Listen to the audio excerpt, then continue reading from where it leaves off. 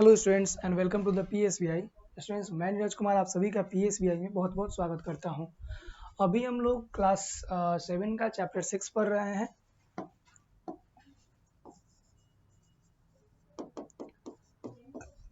Class 7 chapter 6, जिस chapter का हमारा नाम क्या है?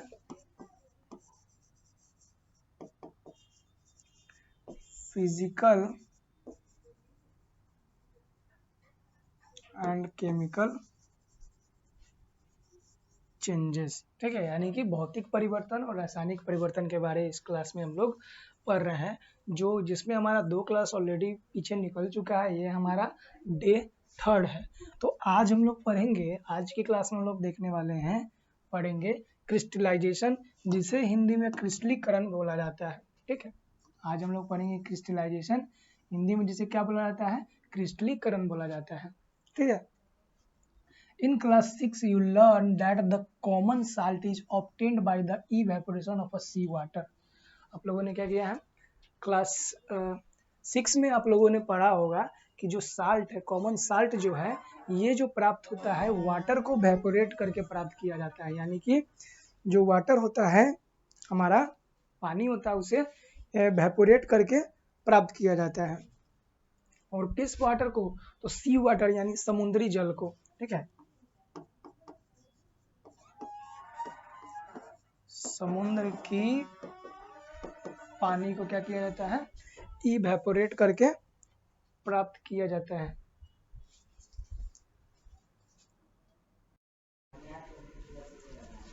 ठीक है, तो समुद्र की जो पानी होते हैं उसे इवेपोरेट करके बाष्पीकृत करके हम लोग क्या करते हैं?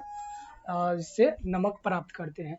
The salt thus obtained is not pure and is in the form of very small crystals. ठीक है, तो जो नमक जो समुद्र को पानी के एवेपोरेट करके जो प्राप्त करते हैं ना हम लोग, वो क्या होता है? वो क्या होता है? वो प्योर नहीं होता है। प्योर क्यों नहीं होता है? क्योंकि समुद्र में नमक के अलावा और भी बहुत सी सारी चीजें उसके पानी में सॉलिड सब्सटेंस के रूप में बना होता है। ठीक है, या फिर भरा होता है, इसलिए उसे क्या कहा जाता है? इवेपोरेट करके हम लोग प्राप्त करते हैं, लेकिन उसे फिर से प्यूरिफाई करने की आवश्यकता होती है। In fact the crystals are so small that their shape is not easily seen. और ये जो नमक का जो क्रिस्टल होता है ना, बहुत छोटा होता है, जिसके कारण हम लोग आसानी से अपने नंगी आंखों से उसे देख नहीं सकते। However, it is possible to obtain large crystals of a pure substance from its solution by evaporation of water. तो हम लोग इसको ये पॉसिबल कैसे है कि large crystals of pure substance form solution bye evaporation of water. तो water के इवेपोरेशन से हम लोग लार्ज क्रिस्टल्स को कैसे प्राप्त कर सकते हैं? ठीक है, separation of pure crystal of a substance from its solution is called crystallisation. Crystallisation का अगर डिफिनेशन आपसे पूछ दिया जाए कि क्रिस्टलाइजेशन का डिफिनेशन क्या होता है, तो क्या हो जाएगा? Separation of pure crystals of substance from its solution is called crystallization. ठीक है, separation of pure crystals of substance from its solution is called crystallization. यानी कि जो क्रिस्टल का जो पूरा क्या है, सॉल्यूशन है, उस सॉल्यूशन से हम लोग को प्योर सब्सटेंस को जो प्राप्त करने का जो तरीका होता है, जो विधि होता है, या फिर प्राप्त करने का जो प्रक्रिया है, उसे हम लोग क्या बोलेंगे? क्रिस्टलाइजेशन या फिर क्रिस्टलीकरण बोलेंगे। ठीक है, आगे देखते हैं। Crystallisation involve 2 physical changes. Crystallisation में क्या होते हैं? 2 भौतिक परिवर्तन होता है। वो पहला क्या होता है? Dissolving the substance in water. जो भी सब्सटेंस है, उस सब्सटेंस को पहले हम क्या करेंगे? वाटर में क्या करेंगे? डिसॉल्व करेंगे, यानी वाटर में उसे घोल देंगे। दूसरा, टू मेक अ सॉल्यूशन, दूसरा क्या होगा? Separation of crystals from solution. और जिसमें जो सॉल्यूशन में जो क्रिस्टल प्राप्त है, उस क्रिस्टल को हम लोग अलग करके क्रिस्टल को प्राप्त कर लेंगे। अब एक एक्टिविटी देखना है। ठीक है, एक एक्टिविटी है, to grow a large crystal of a potash alum. Large crystal हमें प्राप्त करना है, किसका? पोटास एलम का। तो ये कैसे होगा? आइए देखते हैं। पोटास एलम का हमें क्रिस्टल प्राप्त करना है। ठीक है, add powdered potash alum in a small lot of about half a beaker full of water and stir, continue adding alum and string until the no more of dissolve. अब क्या कहा जा रहा है, एक बीकर लेना है, उसके अंदर हमको क्या रखना है, पोटास का क्या लेना है, पोटासियम का पाउडर को मिक्स करना है और ग्लास के रॉड से उसे स्टीयर करना है यानी मिलाना है, और तब तक उसके अंदर मिलाएंगे जब तक कि वो मिलना बंद ना हो जाए, तब तक हम लोग उसके अंदर क्या करेंगे, उसको घुलना बंद ना हो जाए तब तक उसके अंदर डिजोल्व यानी कि घुलाएंगे। ठीक है, now the solution is cold saturated solution of potash alum, और उस सॉल्यूशन का क्या करना है, ठंडा कर देना है, और उस जो सॉल्यूशन बन चुका है हमारे पास वो किसका सॉल्यूशन है, तो वो सॉल्यूशन हमारे पास जो प्राप्त हो गया पोटास एलम का है। पोटास का जो पाउडर है उसको मिलाएंगे पानी में तो उससे जो सॉल्यूशन प्राप्त होगा उस सॉल्यूशन को क्या नाम दिया जाएगा, पोटास एलम नाम दिया जाएगा। ठीक है, decant the solution into another clean beaker, अभी ये जो सॉल्यूशन है इसको हम लोग कहाँ पे ट्रांसफर कर लेना है, एक क्लीन बीकर के अंदर ट्रांसफर देना है। Cover the beaker with the paper two the keep dust, यानी कि पहले इसके अंदर सॉल्यूशन बनाए, उस सॉल्यूशन को इसके अंदर डिसॉल्व करके ट्रांसफर कर लिए और इसे क्लीन पेपर से इसको क्या करना है, ढक देना है। ढकेंगे क्यों, क्योंकि बाहर से जो गंदगी वगैरह है वो गंदे पदार्थ जो है वो उस पानी के अंदर ना आ जाए। अगर गंदे चीज आ जाएंगे कोई हार्ड सब्सटेंस तो क्रिस्टल क्या होगा, प्योर हमारे पास प्राप्त नहीं होगा।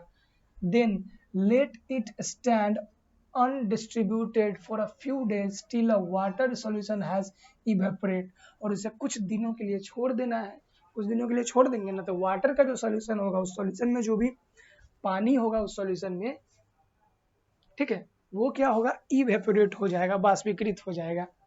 Big crystal of potash alum will be deposit from the solution on the bottom of the beaker, और बीकर के बॉटम में क्या होगा, हमें क्रिस्टल का सॉल्यूशन क्या हो जाएगा, क्रिस्टल का जो पोटास एलम का जो क्रिस्टल होगा वो हमें प्राप्त हो जाएगा। As the solution slowly evaporate crystal of potash alum separate from it, और ये जो सॉल्यूशन होता है ये क्या होता है, स्लोली इवेपोरेट होता है, मतलब धीरे धीरे इवेपोरेट होता है, बाष्पीकृत जो होता है ये धीरे धीरे होता है। ठीक है, तो अभी तक हमने जो बातें पढ़ी थी, अभी तक जितने चीजें हम लोगों ने जाना है वो क्या है, वो सारी चीजें हमारी जो थी वो किसके लिए थी, तो वो सारी चीजें हमारी जो है ये फिजिकल चेंजेस यानी कि भौतिक परिवर्तन अभी तक हम लोग पढ़ रहे थे। लेकिन इस चैप्टर में हमें किस किस चीज के बारे में पढ़ना है, तो इस चैप्टर में हमें फिजिकल चेंजेस भी पढ़ने हैं और केमिकल चेंजेस भी पढ़ने हैं। तो अभी तक हम लोगों ने सिर्फ फिजिकल चेंजेस के बारे में जाना है, अब हम लोग जो है क्या जानेंगे, अब हम लोग केमिकल चेंजेस यानी कि रासायनिक परिवर्तन के बारे में जानेंगे।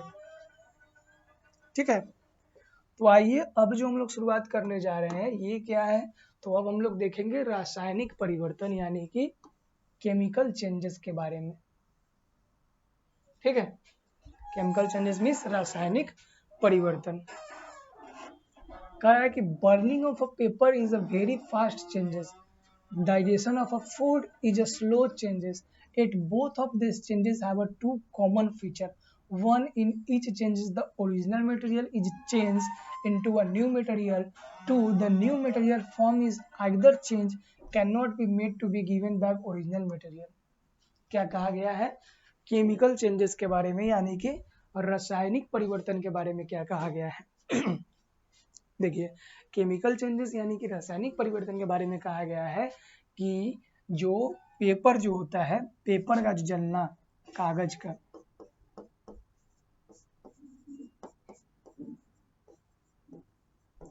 कागज का जलना ये क्या है, एक फास्ट प्रोसेस है। ये क्या है,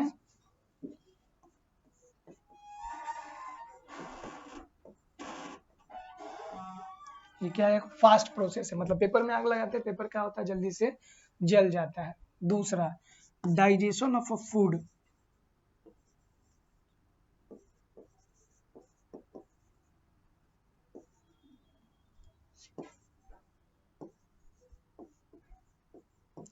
यानी कि खाना का पचना, ये कौन सा प्रोसेस है, ये स्लो प्रोसेस है, ये बहुत ही धीरे धीरे होता है।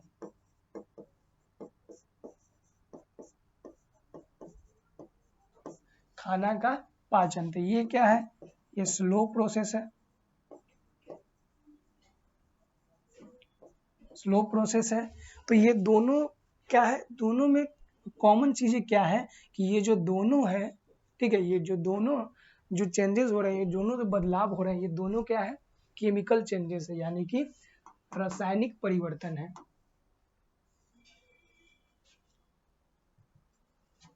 ये दोनों क्या है, रासायनिक परिवर्तन है। लेकिन कि क्या है, एक जो है ये, एक जो है फास्ट हो रहा है और दूसरा क्या हो रहा है, स्लो हो रहा है, ठीक है।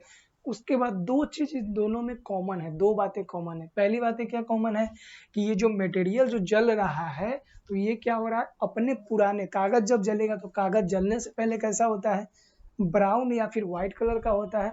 लेकिन जब कागज को हम लोग जला देंगे प्रॉपर तरीके से, तो जलने के बाद वो कैसा हो जाएगा, तो जलने के बाद वो क्या हो जाएगा, ब्लैक हो जाएगा, यानी कि काला हो जाएगा, ठीक है। दूसरी बातें क्या है कि जो जो क्या मतलब कि दूसरा हमारा क्या है, जो खाना का जो डाइजेशन हो रहा है, वो भी क्या हो रहा है, खाना हम लोग खाएं कैसा था, पहले में रोटी का कुछ अलग शेप होता है, फिर जब डाइजेस्ट हो जाता है तो वो अलग हो जाता है, डाइजेस्ट हो जाता है तो उसका फॉर्म बदल जाता है। और दोनों में और एक कॉमन बात है, पहली कॉमन बात कि ये जो अपना प्रॉपर तरीके से अपना फिजिकल प्रॉपर्टीज क्या होता है, चेंज कर लेता है। दूसरा क्या है, ये रिवर्स होके वापस अपने फॉर्म में नहीं आ रहा है। जैसे कि कागज जब एक बार जल गया, कागज क्या हुआ, जब एक बार कागज जल गया, ठीक है, जब कागज एक बार जल गया तो ये कागज अपने पुराने फॉर्म में आएगा, कभी नहीं आएगा, क्योंकि एक बार जो कागज जल गया वो वापस से फिर से कागज नहीं बनेगा। लेकिन फिजिकल चेंजेस में क्या होता था, जो पहले नमक जो होता था पानी में घुला देते थे, फिर से वो नमक हमें प्राप्त हो जाता, फिर से वो नमक मिल जाता था। तो जो अपने पुराने फॉर्म में चला जाता था, बैक हो जाता था, रिवर्स हो जाता था, वो क्या कहलाएगा, फिजिकल चेंज। और दो जो अपने पुराने फॉर्म में नहीं जा पाएगा वो क्या कहलाएगा, केमिकल चेंजेस, यानी कि रासायनिक जब परिवर्तन कहलाएगा, ठीक है। That is the change are irreversible. इसका मतलब जो केमिकल चेंजेस है ये क्या है, अपरिवर्तनशील है, इरिवर्सेबल है। Both changes are chemical changes. और ये दोनों जो खाना का डाइजेशन मतलब फूड का डाइजेशन और पेपर का जलना, कोई भी चीज का जलना क्या होता है, केमिकल चेंजेस होता है।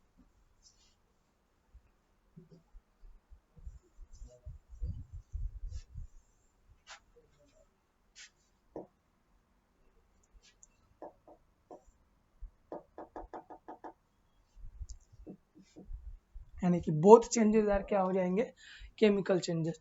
तो आइए हम लोग देख लेते हैं डिफरेंस बिटवीन फिजिकल चेंजेस और केमिकल चेंजेस। इधर लिखते हैं हम लोग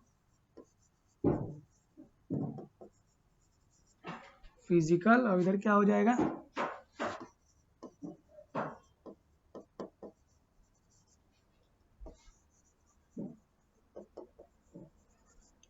केमिकल, ठीक है।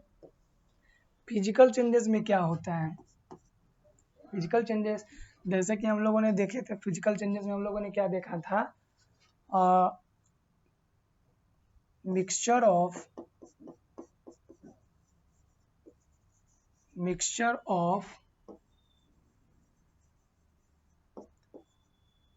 Water and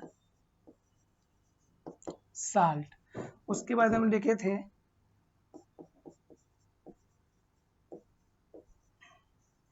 iron nail attract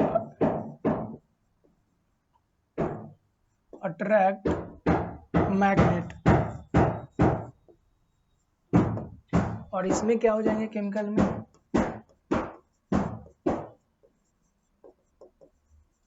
digestion of food, और दूसरा क्या हो जाएगा, बर्निंग ऑफ